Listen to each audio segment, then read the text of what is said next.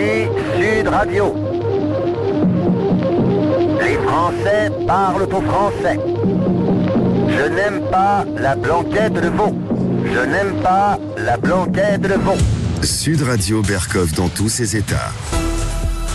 Qu'est-ce qui s'est passé à Ankara il y a 2 ans, exactement, en avril 2022? Qu'est-ce qui s'est passé qui a fait qu'aujourd'hui encore, la guerre se prolonge, que les Russes sont devant Kharkov et qu'il y a eu au moins 500 000 morts? 500 000 morts pour rien? Interrogation. À tout de suite. Sud Radio Berkov dans tous ses états. Le fait du jour. Eh belle chanson de Francis Lemarque, chantée par Yves Montand, bien sûr, quand un soldat, et oui, le bâton de maréchal et le linge sale. Et aujourd'hui, alors, on en avait parlé à plusieurs reprises, plusieurs personnes en avaient parlé, il y avait eu, Poutine lui-même l'avait évoqué, mais aujourd'hui, le journal allemand Die Welt s'est procuré le texte d'un accord, suite à des négociations, d'un accord de paix, en tout cas des négociations entre l'Ukraine et la Russie, qui aurait dû être signé il y a exactement 2 ans, en avril 2022. Moins de 2 mois après l'invasion de l'Ukraine par la Russie. Éric Dénessé, bonjour. Et bonjour. Vous êtes directeur du Centre français de recherche sur le renseignement, on vous accueille toujours avec plaisir. Dites-moi, vous avez pris connaissance, Le Figaro aussi l'a publié hier, mais on en parlait depuis assez longtemps de cet accord qui, quand on le lit, enfin je l'ai lu et puis beaucoup d'autres, paraît quand même, au regard de ce qui se passe aujourd'hui en avril 2024, paraît quand même assez intéressant. À l'heure où, et on va faire évidemment avec vous le tableau, à l'heure où effectivement ça continue, l'offensive continue plus que jamais, les Russes sont aux portes de Kharkov. Alors Blinken, le secrétaire d'État des États-Unis, vient d'arriver en disant mais nous continuons l'aide, etc. À l'heure où effectivement les mots n'ont plus de sens et les sens ont changé de mots. Éric Dénessé, qu'en pensez-vous? D'abord, comme vous le disiez très justement, cet accord, cette phase de négociation, on le savait depuis longtemps. Oui.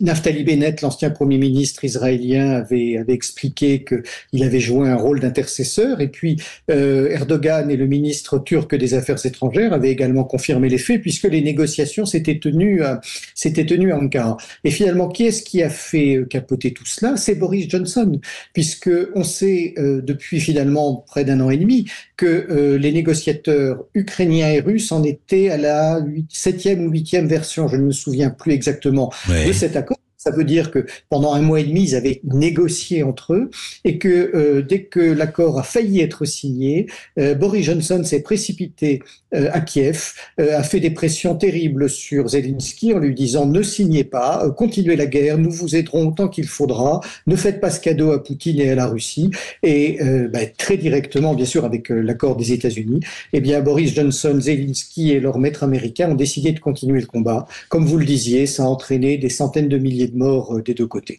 Donc voilà, ce qui est intéressant aussi aujourd'hui, c'est savoir qui a transmis ce document à Die Welt, le journal allemand, parce que ça ne peut être finalement que l'un des 2 protagonistes, soit les Russes qui aujourd'hui veulent faire sortir l'affaire en montrant que finalement ils étaient bien sûr prêts à terminer le conflit au bout de 6 semaines, soit l'entourage de Zelensky lui-même, j'ai du mal à le croire. Voilà, tout ça est pour l'instant encore assez flou, mais c'est quand même une preuve évidente de la volonté qu'avaient les 2 partenaires de cesser le combat le plus vite possible. Alors Éric Dénessé, quand vous parlez de Boris Johnson, je pense que Boris Johnson, tout à fait mandaté, sinon mandaté, du moins avec l'accord de Joe Biden et du gouvernement américain.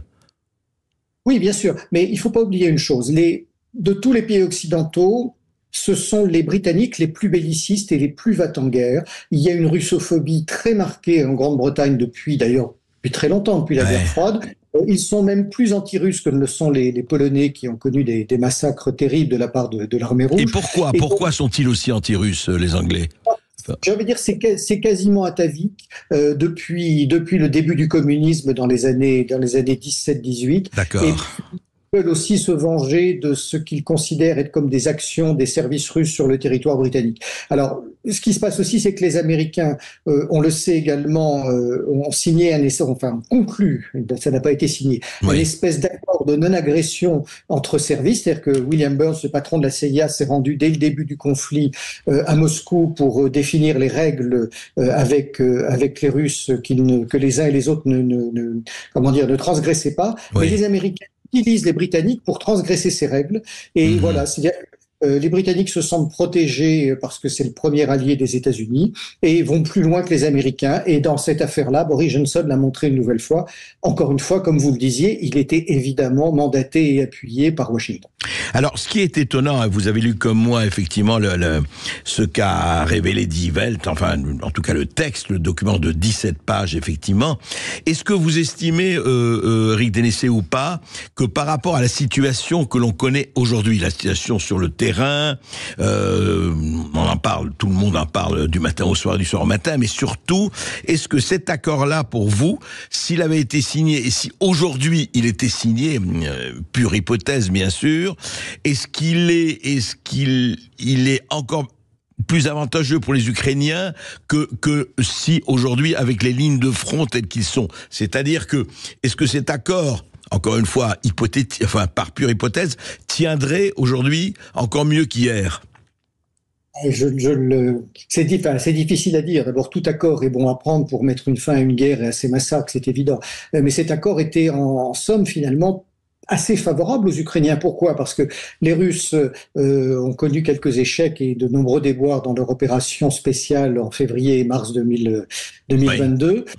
Ils s'attendaient, eux ne voulaient pas d'une opération longue, ils ne voulaient pas envahir l'Ukraine comme on nous a essayé de le faire croire, et donc eux-mêmes avaient un intérêt réel et manifeste de mettre un terme à ce conflit, et notamment parce qu'on sait que Poutine voulait aussi clairement regarder ce qui n'avait pas marché dans les opérations et ce qui avait contredit sa stratégie initiale. Et donc cet accord finalement aurait été, je dirais, la moins mauvaise des solutions. Appliqué aujourd'hui, il serait tout aussi valable, mais je dirais il était encore plus favorable aux Ukrainiens à l'époque qu'il ne le serait aujourd'hui, puisque le fait justement que Britanniques, Américains et Occidentaux au sens large aient fait capoter ces négociations, ça n'a fait que renforcer les Russes dans leur volonté et dans leur perception que l'Occident était prêt à tout pour les affaiblir, et donc ils ont changé leur stratégie, et donc ils sont rentrés dans une logique de guerre longue au fur et à mesure, et ils sont prêts à de moins en moins de concessions avec l'Ukraine et avec l'OTAN. Et on l'a vu avec les déclarations de Sergueï Lavrov, le ministre des Affaires étrangères, en disant non, on va pas négocier à Genève, c'est pas le moment de la négociation. Aujourd'hui, en tout cas, vu ce qui se passe, il l'affirme. Et ce qui est intéressant, vous voyez, c'est très intéressant parce que quand on voit le texte de cet accord, Kiev renonçait à toute appartenance à l'alliance militaire, ce qui aurait écarté toute possibilité d'adhésion du pays à l'OTAN. Et puis, en revanche, selon l'article 3 du document, encore une fois, le document qui n'a pas été signé, bien sûr, on le sait, rien ne s'opposait à l'adhésion de Kiev, donc de l'Ukraine, à l'Union européenne. Et si vous regardez bien tout ce qu'il y a dans cet accord, c'est ce que demandaient les Russes bien avant le conflit. Ainsi, les Américains avaient pris en considération les demandes de sécurité de la part de Moscou. Le conflit n'aurait jamais commencé. Et encore une fois, ce qu'il y a dans cet accord, c'est exactement ce que les Russes avaient demandé. Une forme de neutralité de l'Ukraine, pas de forces étrangères stationnées sur son territoire, pas d'adhésion à l'OTAN, mais finalement un feu vert pour que l'Ukraine adhère à l'Union européenne, ce qui d'ailleurs est une concession énorme de la part des Russes, parce que souvenons-nous qu'en 2014, lorsque le président Yanukovych a été renversé, c'est parce qu'il avait choisi un accord économique avec Moscou au détriment des propositions européennes. Donc ça veut dire que Poutine faisait vraiment à ce moment-là une concession majeure. Les Ukrainiens en auraient bien sûr tiré parti beaucoup plus vite, parce qu'aujourd'hui c'est un pays qui est totalement à reconstruire et qui n'est pas prêt d'adhérer à l'Union européenne. Bien sûr. Et c'est pour ça que c'est vrai, hein, on dit toujours les ratés de l'histoire, et là, ce n'est pas nouveau. Au fond, aujourd'hui, Eric Dénessé, est-ce qu'on n'est pas arrivé à une situation de blocage? Parce que l'impression qu'on a, encore une fois, on va pas jouer les prophètes ou les futurologues, mais on a l'impression, et j'aimerais beaucoup avoir votre sentiment là-dessus, que ça va encore se prolonger. Les Russes ont intérêt à une guerre d'attrition. Les Ukrainiens essayent allez devoir faire contre mauvaise fortune, même pas bon cœur. Les Occidentaux attendent des élections américaines. Et est-ce qu'aujourd'hui, la situation n'est pas bloquée, en tout cas pour un certain temps, à votre avis ? Oui, vous avez raison, la situation paraît bloquée au moins jusqu'aux élections américaines, mais les seuls qui ont un véritable intérêt à ce que ce conflit se poursuive, ce sont les Américains. Les Russes n'y ont pas intérêt, les Ukrainiens encore moins. Nous, Européens, nous ne faisons que suivre et que subir la politique américaine. Finalement, une guerre de longue durée, peut-être, les Russes s'y préparent parce qu'on les a poussés dans cette situation. Ouais. Mais sur le terrain, ils n'avancent pas tant que ça. Depuis quelque temps, on parle beaucoup des percées russes, mais elles ne sont finalement pas beaucoup plus significatives que les avancées de la contre-offensive ukrainienne d'il y a quelque temps. Ouais. Les Russes n'ont pas les moyens de mener une guerre et de percer le front de manière importante, parce que qu'est-ce qu'ils feraient s'ils envahissaient des régions entières de l'Ukraine? Ils ne pourraient pas les tenir. Bien sûr. On a un front qui bouge un petit peu, mais les percées, c'est quelques kilomètres, quelques hectares. C'est pas si... Sauf qu'Éric Dénessé, ils ont la population et la profondeur par rapport à l'Ukraine, même si l'Ukraine est peuplée. Bien sûr, mais leur but n'est pas d'envahir l'Ukraine, c'est de libérer le Donbass, de s'arrêter sur les acquis qui sont les leurs. Ils ont la profondeur stratégique, oui, la population aussi, comparée à l'Ukraine, mais pas comparée à l'OTAN, donc ça, ils le savent. Tout à fait. Alors, dernière question, Éric Dénessé, quid de l'Europe? Quid de nous? Parce que, comme vous l'avez dit à un moment donné, on a l'impression, et ce n'est pas seulement une impression, que l'Europe a suivi, l'Angleterre, effectivement, en premier, on le sait, mais nous Français, nous, Européens, actuellement, on attend, on est en train de regarder les balles, et puis on contribue avec l'embargo, avec tous les effets secondaires, si on peut dire, que nous subissons. Ça va, et pour nous, ça va durer parce que nous ne sommes pas maîtres du jeu et des horloges. Bien sûr, et puis on voit en plus les dissensions au sein de l'Europe de plus en plus importantes. Emmanuel Macron continue, pardonnez-moi, mais ces pitreries sur l'envoi de troupes en Ukraine qui ne créent aucune ambiguïté stratégique puisque les Russes ont clairement dit qu'ils cibleraient des forces françaises. Les Allemands, bien sûr, ne sont pas d'accord. Beaucoup d'autres acteurs, et notamment il y a eu des remontrances extrêmement dures de la part de Salvini à l'égard de Macron. Oui. En même temps, on voit paradoxalement Olaf Scholz se dire qu'il est prêt à déployer une brigade en Lituanie pour empêcher une invasion russe dans ce pays. Il y a aussi des intérêts économiques allemands très importants derrière cela.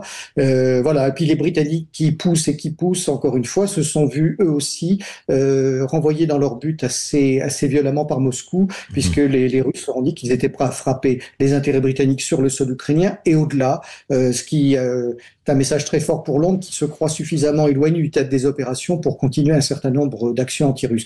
Donc, bien sûr, une Europe qui n'a pas les moyens de faire la guerre à l'Ukraine. Et si l'arrêt de l'aide américaine avait lieu, les Européens sont incapables d'aider l'Ukraine à maintenir la ligne de front. Donc, tout ça est malheureusement extrêmement négatif pour Kiev. Et on peut dire, et c'est ça qui est quand même assez terrible, que peut-être on aurait pu arrêter ça il y a 2 ans. Et c'est quand même dramatique quand on sait effectivement les dégâts humains, les dégâts économiques en tout ce qui a été. Merci Éric Dénessé. Je rappelle que vous êtes directeur du Centre français de recherche sur le renseignement. Merci d'avoir été avec nous. On va marquer une courte pause sur Sud Radio. On revient dans un instant. On parlera de AstraZeneca. Tiens, à tout de suite sur Sud Radio. Sud Radio Berkov dans tous ses états. Appelez maintenant pour réagir 0826 300 300.